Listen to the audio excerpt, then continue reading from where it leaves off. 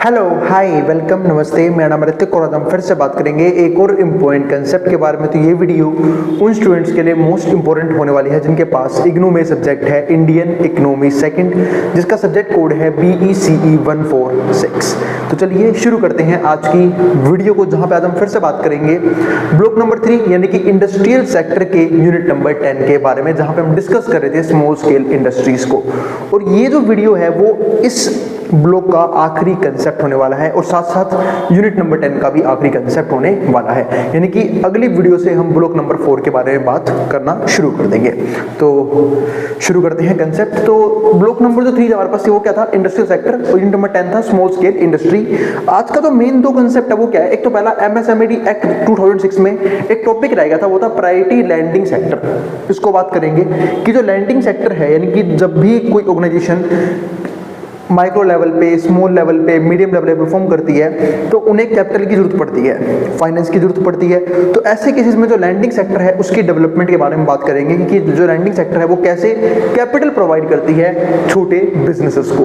दूसरा एक important act पढ़ेंगे हम आज की वीडियो में, वो क्या है, industrial policy for small and टिनी enterprises 2017, यानी कि वो बिजनेसेस जो बहुत ही छोटे लेवल पे परफॉर्म करते हैं, स्मॉल लेवल पे, टिनी लेवल पे, ठीक है, उनके लिए गवर्नमेंट ने कैसे इनिशिएटिव लिए, क्या एक्ट बनाया 2017 का, उसके बारे में बात करेंगे। क्योंकि बहुत जरूरी था कि जो छोटे एंटरप्रेन्योर्स हैं या फिर जो नए नए एंटरप्रेन्योर्स आ रही है, ठीक है, उन्हें किसी भी तरह की दिक्कतें ना हो, तो उसके लिए गवर्नमेंट ने क्या बनाया, ये एक्ट बनाया कि जो टिनी बिजनेसेस हैं या फिर जो स्मॉल बिजनेसेस हैं उन्हें भी बिजनेस में पार्टिसिपेशन का मौका मिले, कैपिटल की दिक्कत ना आए, एंड अदर फैसिलिटीज जो भी उन्हें प्रोवाइड की जानी चाहिए वो प्रोवाइड होनी चाहिए, ताकि ऐसे बिजनेस भी क्या हो, डेवलप हो। तो इसके बारे में बात करेंगे। और इस कंप्लीट सीरीज के नोट्स भी ऑलरेडी प्रिपेयर हो चुके हैं with important question answer PDF। जिन बच्चों को नोट्स परचेस करने हैं वो इस नंबर पे चाहे 9667836333 में व्हाट्सएप करके नोट्स भी ले सकते हैं। तो देखते हैं कंसेप्ट। तो MSMED एक्ट 2006 में पहला टॉपिक क्या आता है, प्रायोरिटी लैंडिंग सेक्टर। अब इसमें क्या था, MSME सेक्टर। अभी हमारा पास क्या था, MSME micro small and medium enterprises sector now has greater access to credit. अब उनके पास क्या था, ज्यादा एक्सेस था क्रेडिट का as a result of its classification as a priority lending sector. ठीक है, तो अब इसलिए मैंने क्या बनाया यहाँ पे, प्रायोरिटी लैंडिंग सेक्टर, यानी कि ऐसा लैंडिंग सेक्टर कि जिसको भी, जिस बिजनेस को भी बहुत ज्यादा जरूरत है फाइनेंस की, पैसे की, ठीक है, तो उन्हें वो पैसा क्या होगा, मिलेगा, इजीली एक्सेस होगा उनके लिए, उनके पास पैसों का। Banks are required to compulsorily ensure that specified percentage, currently 40% of net bank for domestic commercial banks and 32% for foreign banks। मतलब एक परसेंटेज सेट कर दिया, एक स्पेसिफाइड परसेंटेज सेट कर दिया कि ये जो पैसा है वो छोटे बिजनेसेस की तरफ जाएगा, यानी कि वो लोग जो छोटा बिजनेस कर रहे हैं, ठीक है, चाहे वो स्मॉल लेवल पे हो, टीनी लेवल पे हो, एक स्पेसिफाइड परसेंटेज फिक्स कर दिया टोटल लैंडिंग अमाउंट का कि आपको इतना परसेंट जो है इन छोटे बिजनेस को देना है, ताकि वो बिजनेस क्या कर पाए, ग्रो कर पाए। ठीक है, जो फॉरेन बैंक्स के लिए कितना है, 32%, और डोमेस्टिक कमर्शियल बैंक के लिए 40% of their overall lending is made to priority sectors. और जो भी ये पैसा है वो किसके पास जाएगा, प्रायोरिटी सेक्टर के पास। क्योंकि देखो जरूरत तो बहुत सारे लोगों को मिलेगी, जरूरत बहुत सारे बिजनेस को होगी, लेकिन बैंक्स को ये आइडेंटिफाई भी करना है कि कौन से बिजनेसेस को उस पैसों की ज्यादा जरूरत है। ठीक है, दूसरा कि सही में किसको रीजनेबल जरूरत है। कई बार क्या होता है कि कुछ बिजनेसेस जो है वो फॉल्स लोन लेते हैं, उनको नीड नहीं होती उस लोन की, ठीक है, या फिर गलत इंफॉर्मेशन, गलत अकाउंट्स को शो करके वो लोन लेते हैं। तो ऐसी चीजें भी बैंक को क्या करनी पड़ेगी, आइडेंटिफाई करनी पड़ेगी, ताकि वो पैसा बर्बाद ना हो, डूबे ना। यानी कि जिनको भी सही में जरूरत है, ठीक है, उन्हीं को प्रायोरिटी के अकॉर्डिंग वो लोन और वो पैसा मिलना चाहिए। वही चीज यहाँ पे है। ठीक है, अब वो सेक्टर कौन से हो सकते हैं, एग्रीकल्चर सेक्टर हो सकता है, स्मॉल एंटरप्राइज हो सकता है, रिटेल ट्रेड एक्सेट्रा, ये क्या है, हमारे इंपॉर्टेंट सेक्टर यहाँ पे हो सकते हैं। चलो फिर अब आगे समझते हैं। Public sector banks are advised to open at least one specialised branch. अब जो पब्लिक सेक्टर है, यानी कि जो PSU बैंक्स होते हैं, ठीक है, उनको एक एडवाइस दी गई कि कम से कम एटलीस्ट एक स्पेसिफाइड ब्रांच ऐसी होनी चाहिए इन ईच डिस्ट्रिक्ट, हर एक डिस्ट्रिक्ट के अंदर, फॉर दिस पर्पस, सिर्फ इस पर्पस के लिए कि वो जो भी प्रायोरिटी सेक्टर्स हैं उनको लोन प्रोवाइड किया जा सके। तो ये चीज भी थी। अ क्लस्टर बेस्ड अप्रोच यहाँ पे अपनाई गई। To leading is provision to provide comprehensive service so as to cater the diverse need of MSME sector। यानी कि जो भी एमएसएमई सेक्टर की अलग अलग नीड्स हैं, खासकर फाइनेंशियल नीड्स, ठीक है, ऐसे में उनके पास कैपिटल की कमी और पैसे की कमी बिल्कुल भी नहीं होनी चाहिए। वो पैसा जो लैंडिंग सेक्टर है, ठीक है, वो उन्हें प्रोवाइड करेगा, बैंकिंग सेक्टर उन्हें प्रोवाइड करेगा, ठीक है। तो ये काफ़ी इंपॉर्टेंट एक इनिशिएटिव था जो हमें डिस्कस करना था कि जो गवर्नमेंट है वो कैसे एमएसएमई सेक्टर की हेल्प करती है फाइनेंस के मामले में। क्योंकि बहुत से लोग जो हैं, बहुत सी ऑर्गेनाइजेशन, फाइनेंशियल इंस्टीट्यूशंस की बात हम किन्ने की थी प्रीवियस वीडियो में, जो बचती है स्मॉल बिजनेस को लोन देने से, क्योंकि स्मॉल बिजनेस के फेलियर चांसेस क्या होते हैं as compare to large business ज़्यादा होते हैं। क्योंकि लार्ज बिजनेसेस पहले ही चल रहे होते हैं, बड़े लेवल पे अच्छे लेवल परफॉर्म कर रहे होते हैं, उनके पास कैश फ्लो भी अच्छा होता है, लेकिन छोटे बिजनेसेस जो नए नए स्टार्ट हुए हैं उनके फेल होने के चांस ज़्यादा होते हैं, तो इसलिए उनको लोन ईजिली नहीं मिलता। लेकिन जो गवर्नमेंट है वो ऐसे काम में इनिशिएटिव लेती है ताकि जो लोग हैं वो मोटिवेट हों, लोग ईजिली बिजनेस कर पाएँ, उनके पास कैपिटल का एक्सेस हो, जो प्रॉपर तरीके से मेहनत करना चाहते हैं, जो प्रॉपर तरीके से काम करना चाहते हैं, उनके पास अपॉर्चुनिटी की दिक्कत यहाँ पे नहीं आनी चाहिए। ये सारा काम जो है ना वो गवर्नमेंट यहाँ पे देखती है। अब इसके बाद हमारे पास क्या आता है, industrial policy for small and टिनी enterprises 2017।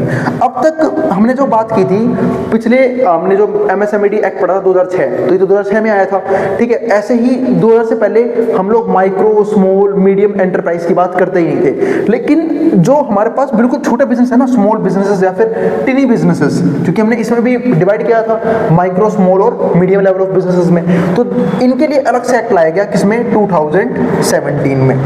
एक सेपरेट बॉडी बना दी जो इनका ध्यान रखेगी, ठीक है, इनके लिए डिसीजंस लेगी, नए प्रोग्राम चलाएंगे, इनिशिएटिव चलाए जाएंगे, ठीक है, वो सब जो काम था ना वो इसमें था।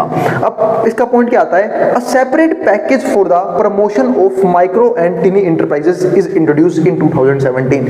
यानी कि एक अलग पैकेज, एक अलग बॉडी डेवलप की गई माइक्रो और टिनी एंटरप्राइजेस के लिए, जो कब हुआ, 2017 में। वाइल स्मॉल स्केल सेक्टर, जो स्मॉल स्केल सेक्टर है other than टिनी enterprises would be mainly entitled to one time benefits। लेकिन ध्यान रखना, जो स्मॉल सेक्टर है टिनी एंटरप्राइजेस से अलग, टिनी एंटरप्राइजेस अलग है, स्मॉल अलग है, तो जो स्मॉल है उनको सिर्फ वन टाइम बेनिफिट मिलेगा, टिनी को बेनिफिट्स मिल सकते हैं। तो वही चीज यहाँ पे है, entitled to one time benefits, example preference in land allocation, की भाई उन्हें प्रेफरेंस दी जाएगी लैंड एलोकेशन में कि उन्हें कहाँ पे लैंड चाहिए, क्योंकि हम सब जानते हैं फैक्टर्स ऑफ प्रोडक्शन में लैंड भी एक most important factor of production आता है, ठीक है। जब भी हम कोई चीज़ प्रोड्यूस करने की कोशिश करते हैं तो हमें उसके लिए जगह चाहिए होती है, ऑफिस चाहिए होता है, या फिर अगर मान लो कोई इंडस्ट्री ही डेवलप करनी है उसके लिए भी जगह चाहिए। तो लैंड एक इंपॉर्टेंट क्या है, हमारे पास रिसोर्स है, फैक्टर है। तो वही चीज़ यहाँ पे है कि लैंड एलोकेशन प्रेफरेंस दी जाएगी, पावर कनेक्शन उन्हें इजीली मिलेगा, एक्सेस टू फैसिलिटीज, जो भी फैसिलिटीज उन्हें चाहिए for skill and technology upgradation, अगर मान लो उन्हें स्किल अपग्रेड करनी है, ठीक है, उसके लिए उन्हें प्रॉपर ट्रेनिंग वगैरह मिलेगी, टेक्नोलॉजिकल अपग्रेडेशन करनी है, यानी कि नए इक्विपमेंट यूज करने हैं, एडवांस टेक्नोलॉजी यूज करनी है, तो ऐसे में उनको एडवांस टेक्नोलॉजी भी क्या हो जाएगी, दी जाएगी, ठीक है। अब चाहे गवर्नमेंट को वो इंपोर्ट ही क्यों ना करें किसी फॉरेन कंट्री से, और अगर पैसे की कमी पड़ रही है टेक्नोलॉजी को अपग्रेड करने के लिए या एडवांस करने के लिए, तो गवर्नमेंट वो पैसा भी प्रोवाइड करेगी। The tiny enterprises would be eligible for additional support। अब जो टीनी एंटरप्राइज है, जो स्मॉल से भी छोटे होते हैं, उनको एडिशनल सपोर्ट के लिए भी क्या है, वो एलिजिबल है ऑन अ कंटिन्यूइंग बेसिक, मतलब लगातार मिलेंगे उन्हें फैसिलिटीज। यहाँ पे तो वन टाइम था स्मॉल इंडस्ट्रीज के लिए, लेकिन टिनी एंटरप्राइज को लगातार वो बेनिफिट्स मिलेंगे कंटिन्यू बेसिक पे, including easier access to institutional finance. सबसे इंपॉर्टेंट चीज, इंस्टीट्यूशनल फाइनेंस का ईजिली एक्सेस होगा, यानी कि जो बिजनेसेस टिनी एंटरप्राइजेस यानी कि बहुत छोटे लेवल परफॉर्म कर रहे हैं, उन्हें पैसों की दिक्कत नहीं आनी चाहिए, उन्हें फाइनेंस के लिए जो भी पैसा चाहिए, ठीक है, वो उन्हें फाइनेंशियल इंस्टीट्यूशंस प्रोवाइड करेंगे एक चीप रेट ऑफ इंटरेस्ट पे। Priority in government purchase programme, priority दी जाएगी उन्हें गवर्नमेंट परचेज प्रोग्राम में, and relaxation from certain provisions of labour laws, और जो लेबर लॉज बनाए जाते हैं वहां पे कुछ हद तक उन्हें क्या मिलेगी, रिलैक्सेशंस भी मिलेंगी। ये सब बेनिफिट है किनके लिए, वो लोग जो टीन लेवल पे बिजनेसेस करते हैं, इंटरप्राइजेस डेवलप करते हैं, क्योंकि गवर्नमेंट को ये पता है कि बहुत जरूरी है कि लोग जो हैं वो अपने बिजनेसेस डेवलप करें, क्योंकि हमेशा जॉब की तरफ ना जाएं, क्योंकि जॉब इतनी है ही नहीं, और हमारे देश में जॉब सीकर से ज़्यादा जॉब क्रिएटर्स की जरूरत है कि लोग जो हैं वो जॉब क्रिएट करें, लोगों को जॉब प्रोवाइड करें, ठीक है। और उसके लिए जरूरी है कि बिजनेसेस डेवलप हों, भले ही छोटे बिजनेसेस हों, भले ही एक बिजनेस 4 लोगों को लगाए, 10 लोगों के साथ काम करे, कम से कम 10 लोगों की बेरोजगारी तो खत्म हो रही है, 10 लोगों की अनएम्प्लॉयमेंट क्या हो रही है, खत्म हो रही है। तो वो चीज़ काफ़ी इंपॉर्टेंट है, वही चीज़ हमें यहाँ पे देखने को मिलती है।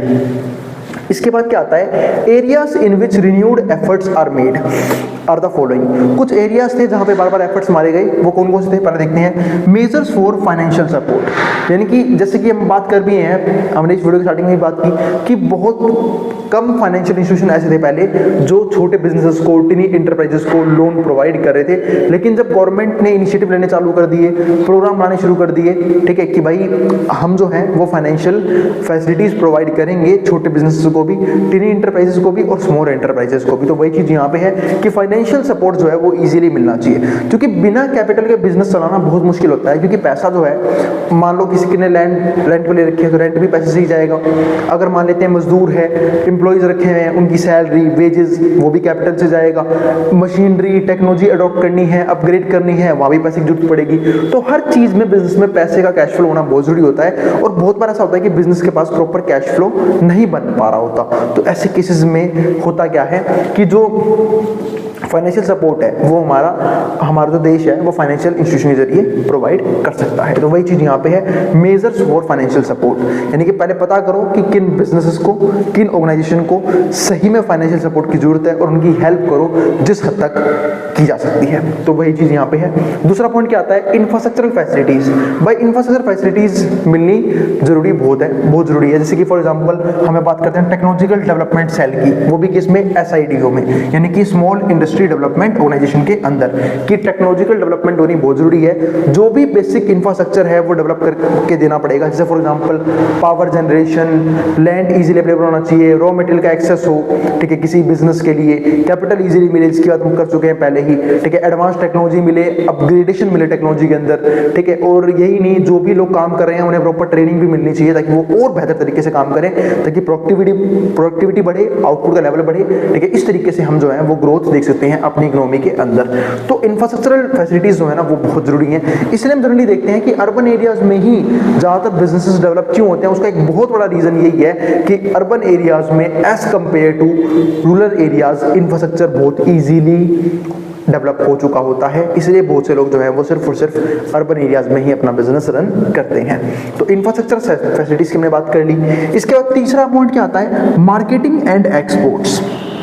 भाई मार्केटिंग भी करनी पड़ेगी। अब जो प्रोडक्ट बनाया है किसी भी ऑर्गेनाइजेशन ने, किसी भी यूनिट ने, उनके पास क्या होना चाहिए, एक जगह होनी चाहिए ना मार्केटिंग करने की, क्योंकि वो जहाँ पे जाकर अपने गुड्स को एक रीजनल प्राइस पे सेल कर पाए। तो मार्केटिंग होनी चाहिए उन गुड्स की। एक्सपोर्ट मतलब अगर वो चाहें तो अपने गुड्स को, ठीक है, फॉरेन कंट्रीज में भी सेल कर पाए। अगर उनके गुड्स की डिमांड फॉरेन कंट्रीज में हो रही है तो एक्सपोर्ट के रास्ते खुले होने चाहिए।